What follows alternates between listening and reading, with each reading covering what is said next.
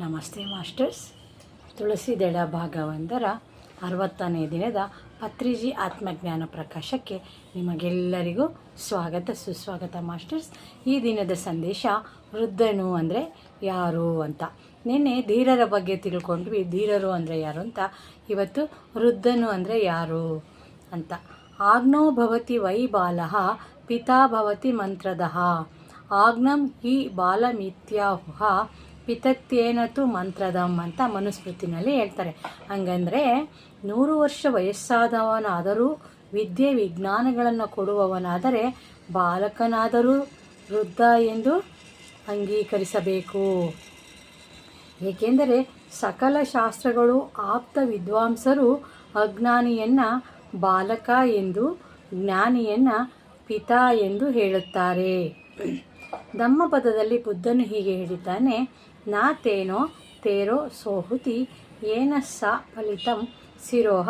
ತಲೆ ನೆರೆಯುವುದರಿಂದ ಮನುಷ್ಯ ಧೀರನಾಗಲಾರ ಎಂದು.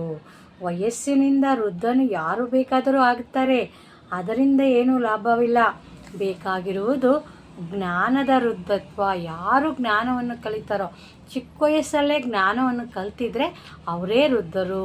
ವಯಸ್ಸಾದರೂ ಜ್ಞಾನವನ್ನು ಕಲ್ತಿಲ್ಲ ಅಂದರೆ ಅವರು ಬಾಲಕರು ಅಂತ ಹೇಳ್ತಾ ಇದ್ದಾರೆ ಮಾಸ್ಟರ್ಸ್.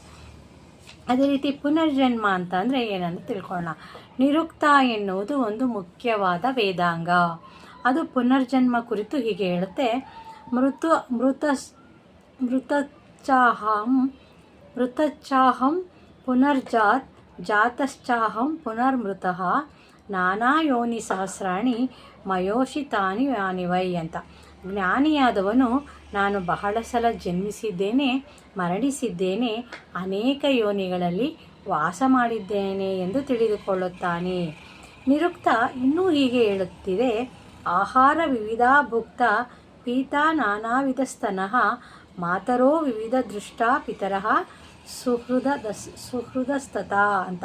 ಜ್ಞಾನಿಯಾದವನು ಅನೇಕ ಯೋಗಿಗಳಲ್ಲಿ ವಿವಿಧ ಬಗೆಯ ಆಹಾರವನ್ನು ತಿಂದಿದ್ದಾನೆ, ಅನೇಕ ಜನ ತಾಯಂದಿರ ಹಾಲನ್ನು ಕುಡಿದಿದ್ದಾನೆ, ಅನೇಕ ಜನ ತಂದೆಯರನ್ನು ಸಹೃದಯದವರನ್ನು ನೋಡಿದ್ದೇನೆ ಎಂದು ಅರ್ಥ ಮಾಡಿಕೊಳ್ಳುತ್ತಾನೆ. ನೋಡ್ರಿ, ಯಾರು ಜ್ಞಾನಿಯಾದವರು, ನಾವು ಏನಿದೆ ಫಸ್ಟ್ನೇ ಜನ್ಮ ಅಲ್ಲ, ನಮಗೆ ನಾವು 400 ಜನ್ಮಗಳನ್ನು ದಾಟಿ ಈ ಆಧ್ಯಾತ್ಮಿಕ ಇದಕ್ಕೆ ಕಾಲಿಡ್ತೀವಿ ಮಾಸ್ಟರ್ಸ್. 200 ಹೆಣ್ಣು ಜನ್ಮ, 200 ಗಂಡು ಜನ್ಮವನ್ನು ಪಡಿತೀವಿ ಅಂತ ಹೇಳ್ತಾರೆ ಮಾಸ್ಟರ್.